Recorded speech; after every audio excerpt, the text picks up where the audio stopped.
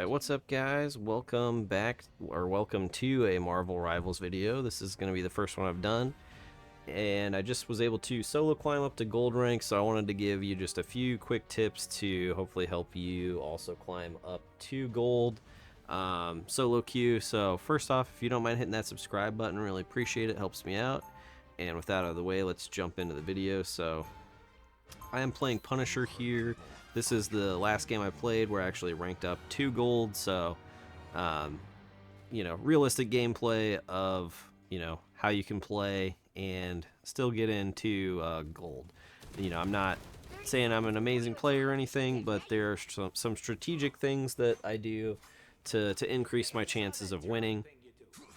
So we'll go through the tips real quick. So first off, learn the maps, learn where the health packs are, possibly set up like where they are close by so you can quickly grab them if you get jumped. That'll give you an advantage in the fight. Use how to learn the terrain to your advantage. You know, create angles, flanking, you know, etc, etc. Tip 2, like pick at least 2 roles to learn. I play tank and DPS. As a solo queuer, I will pick whatever I feel like is going to be the most beneficial for my team and increase our chances to win. Team ups are good. You know, utilize those when you can. Take advantage of them. Like the Punisher and Rocky Raccoon team up is really good.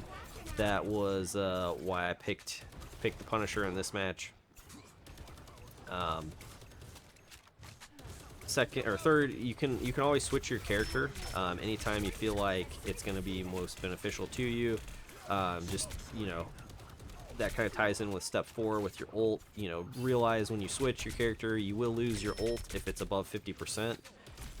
Otherwise, it's going to reset your ult down to 50%. So use your ult strategically, but also burn it as quickly as you can.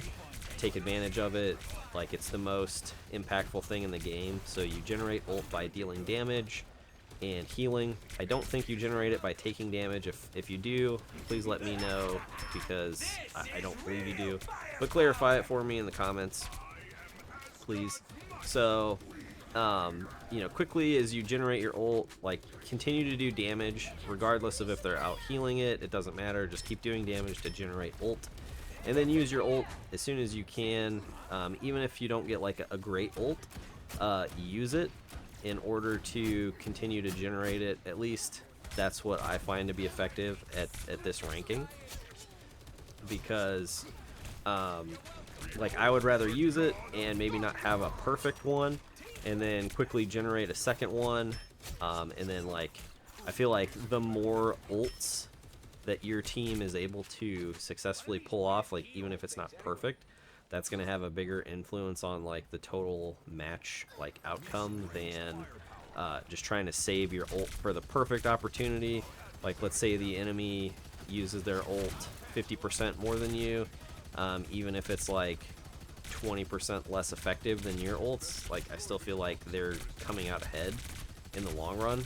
And these matches are not like, you know, short-lived. Like you're playing the objective. That's my next tip. Always play the objective. Whatever you feel like is going to be the most beneficial to the objective, like that's what you want to do.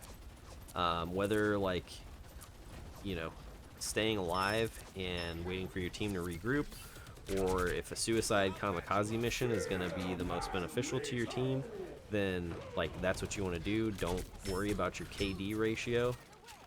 Don't worry about your stats. That doesn't matter, and it doesn't do anything for you in terms of like winning or losing. I mean, it'll influence it, but like let's just say you're sitting there and dealing a ton of damage to their tank and never killing them, and then you're like, oh, look at how much damage I did at the end of the match, but you lose like 90% of the time because you're a DPS just shooting their healer and not killing them. So like think about it in terms of the objective. That's what you want to focus on. Whatever you can do to have the biggest impact on the objective, that should always be like what's at the forefront of your mind. So if you're playing a character and all of a sudden like they're shutting you down, maybe it's time that you need to switch your character and, try and pick something that's going to counter what they have, like, as their setup. Um, so I come from playing a lot of like Dota 2, League of Legends, in those kinds of games. If you outpick the enemy, all things being equal in terms of like skill level, you should win the match. And granted, it's not as um, huge of an impact on the game in this, but I think it still is a very significant impact that your hero composition um, does have a big outcome on the match. So, like, if you have like a Wanda, if you're playing against a Wanda and you have like a Penny who can constantly like interrupt her ult, or Penny can interrupt like several ults, like that can be game changing. But you have to have like a Penny that can pull that off mechanically. Like Wolverine is a counter to high health tanks because his attacks do like percentage based damage. So like just think about it in terms of that. Like what do you need? Like what are you up against? Like how effective would a character you might consider changing to be versus like the heroes that they currently have. Like if I'm playing Punisher and I'm just getting completely like overwhelmed and run down by like beefy melee tanks, which like that can happen, and if I'm just getting railroaded, well then I'm probably gonna switch to Wolverine and like turn the tables on them. Luckily this match, even though like I don't know if they were just like playing poorly or if I was playing well or what exactly was happening, but I didn't really feel like I was having as big of an issue as I thought I would versus a Thor and a Venom. I a lot of times like they can just completely railroad you as like a Punisher, because the Thor can just like dive you a lot of the time. Same thing with Venom. If they both like decided to dive me at the same time, like that would be hard to survive. So like anytime, and this could also be like not even necessarily the hero picks, like it could just be a lack of like execution on the enemy's team. But if you're just completely getting shut down, consider switching your character at that point. But again, like be smart about it with your ult and don't just like waste your ult. Another tip, like never give up, never back down, never give up. So like this Thor here, like probably should have killed me, but I was able to stay alive and not only turn the tables on him and kill him, but go immediately back into the fight. And like that can be a pretty huge swing on the outcome of a match. Like if you're able to somehow like pull off like staying alive in a situation and flipping it around and getting a kill, like that could, depending on like the stage of the game, just have like a massive impact. But you can see here how good the team up is with Punisher and Rock, like the raccoon dude. Like it's pretty crazy damage. And again, like Thor almost killed me. He probably could have if maybe he had a little better execution. I think I like really made him mad the last time, so he just started like diving me hard. Like he was really focused on killing me.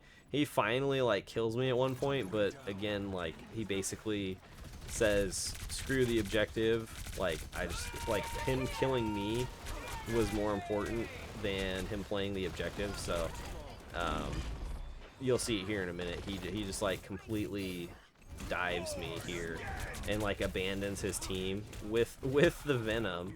Like they dive me almost back to my spawn just to kill me, because he was like he must have been like tilted or something. So like they just lost their healer while he was doing that, and now he's dead, probably because he was like behind my team with no healer. and then they just lost like another character or two. So like him diving me there, I think may have almost like cost them any chance they had at the game. They tried to do like a last minute portal in here, and here again the Thor just like so tilted that he's like trying to dive me here. That's the other thing, like don't get tilted. Like there's a lot of BS that can happen in this game. Like I had 2 games in a row. I was 1 win away from gold earlier, and then I had 2 games in a row where someone on my team disconnected and we lost because it was 5v6, and it was like one of the games we were winning before the disconnect happened, so like that can be frustrating. I had another game where one of the players on our team was like doing awful, and someone just suggested like, hey, why don't you go healer? And then he said, okay, well, I'm just not even gonna play then. So then he just threw the game and like sat in spawn the entire rest of the match. So like that kind of stuff can happen. It sucks, but like we all have to deal with it unless you're playing with like a full stack of like 6 people. So just push through it. Like right now, and there a lot of times these games have hidden MMR, hidden elo in them, and that can kind of like, I don't know if it goes based off like your stats, like how you perform in a match with like other players of like a similar higher or lower elo rating potentially. That might affect how many points you gain and how many points you lose from a match, because it might start to say, oh, okay, based off like how you're doing, the algorithm thinks you should be at like whatever rank, so it'll kind of like help nudge you into that rank. But I'm getting about 30 plus points per win and losing in like the middle teens, like 15 to 18. Plus with the chrono trigger mechanic, like if you're winning 25 to 30% or more of your games, you're going to climb. Just obviously the more you win, the faster you're going to climb. So don't get too upset if you feel like you're losing more often than you're winning. You're still going to climb. Like and go in and look at your heroes. You can see your win rates with them. If you have a hero with a win rate like over 30%, like 30 to 50%, I would focus on like those heroes, and then just kind of like expand your repertoire like as time goes on. Like the more heroes you kind of learn and pick up, like the more strategic you can be in switching characters if you need to, just to try and influence like the outcome of the match. So hopefully these tips kind of help you out, help you climb up higher than you currently are. If you're still in silver or bronze, a lot of times like my goal in these games is to get out of silver and bronze, because then it feels like, okay, now I'm finally playing with like a full deck of cards. Like there's not just like 5-year-olds potentially in the game, like taking up multiple positions on the team to the point where it can really negatively influence your experience. I feel like when you get to like a gold ranking or higher, it starts to get just a little bit more competitive, more enjoyable, at least for me anyways. So once again, hopefully this helps you guys out. I'll probably make a few more videos as time goes on for Marvel Rivals if people enjoy it or find it helpful. I'm at least having a lot of fun playing it, so I'll probably keep playing it until it's not fun. I want to try and get to platinum is like my next goal, so we'll see how that goes. But again, thanks for tuning in, guys. Thanks for listening. Thanks for watching, and remember to give them the D.